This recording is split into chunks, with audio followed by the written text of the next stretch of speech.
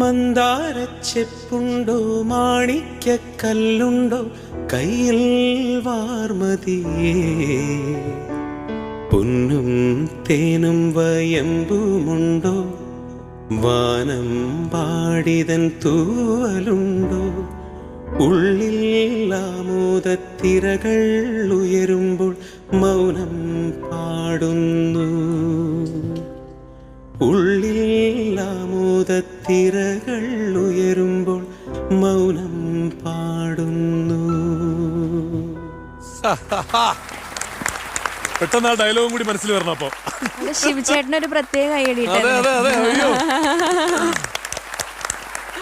നേരെ ജോയിലേക്ക് വരട്ടെ. ഒരുപാട് ആക്ടേഴ്സ് ഉണ്ട്. അതിൽ പെട്ടെന്ന് ഇപ്പൊ എന്റെ മനസ്സിലേക്ക് പെട്ടെന്ന് ചോദിക്കുമ്പോൾ എന്റെ മനസ്സിൽ ഓടി വരുന്ന എനിക്ക് ഭയങ്കര ഇഷ്ടമുള്ള ഒരു ആർട്ടിസ്റ്റ് എന്ന് പറയുന്നത്